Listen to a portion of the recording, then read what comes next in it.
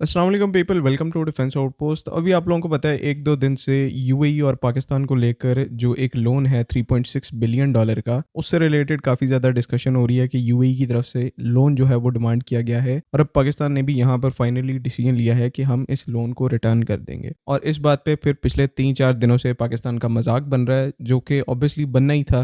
जो लोग एयरक्राफ्ट अच्छे से नहीं उड़ा सकते वो कम से कम मजाक फिर अच्छे से कर लेते हैं, और वही यहाँ पर पिछले 3-4 दिनों से हो रहा है। खैर, अब सिचुएशन यहाँ पर ये है कि यूएई को अचानक से अपना जो लोन है उसको वापस लेने की क्यों ज़रूरत पेश आई, उसके पीछे अब डायरेक्टली इस यूएस और ईरान की जो वॉर है उसका हाथ है। बिकॉज जीसीसी कंट्रीज में से यही सबसे ज़्यादा यूएस के साथ खड़े थे और हर स्ट्राइक को प्लान करने में कहीं ना कहीं यूएई की मिलिट्री की इन्वॉल्वमेंट है। तो ईरान अब इनको सबसे ज़्यादा टारगेट कर रहा है, और स्पेशली बिकॉज यूएई जो है वो एक टूरिस्ट हॉटस्पॉट है जहाँ पर टूरिज्म काफ़ी ज़्यादा है। तो ये सारी जो इनकी सिटीज़ हैं और पूरा एज अ होल यूएई इस टाइम के ऊपर इस वॉर से इफेक्ट हो रहा है। बिकॉज कॉम्बैट एनवायरनमेंट है तो टूरिज्म का जो आना जाना है वो तकरीबन बहुत ज़्यादा कम हो चुका है, जो कि ये सारी जो है वो यूएई को काफ़ी एक मुश्किल पोजीशन के ऊपर ला रही हैं। इवन इतने टफ स्पॉट पे तो इस टाइम के ऊपर यूएस नहीं खड़ा जिसके एयरक्राफ्ट ईरान में शूट हो रहे हैं। तो डेस्परेटली अब ये यहाँ पर चाहते हैं कि या तो ये पूरी वॉर जो है उसको बंद किया जा सके, कोई सीज फायर हो, या फिर यहाँ पर ईरान की जो सारी मिलिट्री कैपेबिलिटीज हैं उनको पूरे तरीके से खत्म किया जाए। अब इसमें यह है कि ये जीसीसी कंट्रीज जो कि गल्फ कंट्रीज हैं उनको एक पेज पर लाके पाकिस्तान को इस पूरी वॉर के अंदर लाने की कोशिश कर रहे हैं, जहां पर ये कह रहे हैं कि पाकिस्तान को चाहिए क्योंकि वो एक मेजर मिलिट्री पावर है इस रीजन में, तो वो ईरान के अगेंस्ट में वॉर के अंदर एंटर हो। और ना सिर्फ ये गल्फ कंट्रीज को इस पॉइंट के ऊपर लाने की कोशिश कर रहे हैं, बल्कि अंदर से यूएस को भी इस पॉइंट के ऊपर लाने की कोशिश कर रहे हैं कि पाकिस्तान की हेल्प से किसी ना किसी तरह से ईरान को कंट्रोल किया जाए। पिछले दिनों यूएई और पाकिस्तान के जो ऑफिशियल्स हैं उनकी मीटिंग होती है और यूएई की तरफ से कुछ कंडीशंस को सामने रखा जाता है कि अगर ये कंडीशंस मीट होती हैं तो यूएई पाकिस्तान का जो ये सारे लोन है ये 1 साल के लिए रोल ओवर कर देगा। वो कंडीशंस अब यहाँ पर कैसी थी इसका मुझे आपको बताने की जरूरत नहीं है। खैर, इस मीटिंग के बाद पाकिस्तान उन कंडीशंस को रिजेक्ट करके यहाँ पर ये डिसीजन लिया जाता है कि हम यूएई को जो उसका सारा लोन है वो वापस कर देंगे, डिस्पाइट के इस टाइम के ऊपर फाइनेंशियल सिचुएशन कंट्री की क्या है, स्ट्रेट ऑफ हॉर्मुज़ के क्लोजर की वजह से इस टाइम के ऊपर जो ऑयल की प्राइसेस है वो कहाँ पर जा रही हैं। ये एक बहुत करेजस डिसीजन था कि फाइनली हमने यूएई की जो कंडीशंस हैं उसके ऊपर सरेंडर नहीं किया, किसी तरह से भी सही हम उनका जो ये लोन है उनको वापस करने जा रहे हैं। बिकॉज यहाँ पर स्ट्रेटेजिक गोल से ज्यादा सेल्फ रिस्पेक्ट की बात आ जाती है। कोई कंट्री यहाँ पर आकर अब न्यूक्लियर पावर को तो डिक्टेट नहीं ना कर सकती कि आपको क्या करना है, आपको ये हम कंडीशंस दे रहे हैं इनको एक्सेप्ट करना है। तो यूएई ने जानबूझकर ये जो सारा मामला है ये पाकिस्तान की नेशनल सिक्योरिटी के ऊपर लाया, और उसमें फिर पाकिस्तान की स्टेट ने फैसला किया कि इनकी कोई कंडीशंस अब यहाँ पर एक्सेप्टेबल नहीं है। ईरान के ऊपर अटैक करना तो दूर की बात, डिप्लोमेटिकली पाकिस्तान ईरान को कंडेम तक नहीं करेगा, बिकॉज अगेन वो यहाँ पर अग्रेसर नहीं है, वो अपना सेल्फ डिफेंस कर रहे हैं। तो 3 बिलियन के एक रोल ओवर के पीछे आप अपने नेबर के ऊपर अटैक कर दो, ये चीज कहीं से भी एक्सेप्टेबल नहीं है और ना ही ये चीज सेंस बनाती है। तो खैर, ये यहाँ पर जरूर है कि अब इन सारी सिचुएशन ने पाकिस्तान को एक काफी ज्यादा टफ स्पॉट में डाल दिया है, और कुछ तो अब यहाँ पे आके ये भी कहेंगे कि पाकिस्तान 3-4 दिन की अब मार है, 3-4 दिन के बाद अब पाकिस्तान का कुछ नहीं बचेगा। खैर, ये ऐसे लोग हैं जो पिछले 40 साल से यही बातें कर रहे हैं। तो इन सब चीजों को इग्नोर करके अब as a nation and as a state Pakistan को यहाँ से लेसन लेना चाहिए। और वो लेसन क्या है कि मिलिट्री पावर ही यहाँ पर सब कुछ नहीं होती, कुछ कंडीशंस ऐसी आ जाती हैं जहाँ पर आपका फाइनेंशियली जो इंडिपेंडेंट और स्ट्रांग है वो होना काफी ज्यादा इंपॉर्टेंट होता है। ये एक ऐसा इंपॉर्टेंट लेसन है जो हमारी गवर्नमेंट के लिए भी है और हमारी स्टेट के लिए भी है। आपका जो जियोपॉलिटिकल स्टैचर है और एज अ होल पूरी दुनिया के सामने जो स्टैचर है वो तभी मजबूत हो सकता है जब आप मिलिटरीली भी एक पावर हैं और फाइनेंशियली भी एक पावर है। फाइनेंशियली आप स्ट्रांग होंगे तो ऑब्वियसली आप अपनी मिलिट्री को भी सपोर्ट कर पाएंगे, और इससे भी ज्यादा इंपॉर्टेंट आप डिसीजंस यहाँ पर इंडिपेंडेंटली ले पाएंगे। आपको किसी कंट्री के फीडबैक की यहाँ पर जरूरत नहीं होगी, जो कि इस टाइम के ऊपर ऐसा नहीं है। तो जस्ट जितना इस चीज को हमारी स्टेट समझेगी, हमारी गवर्नमेंट समझेगी, उतना ही बेहतर है। आज आपके पास चांस है, मिडिल ईस्ट के अंदर वॉर लगी हुई है, कुछ इंपॉर्टेंट डिसीजन लेके आप अपने आप को बेटर तरीके से पोजीशन कर सकते हैं कि जो इस टाइम के ऊपर इन्वेस्टर्स, जो टूरिस्ट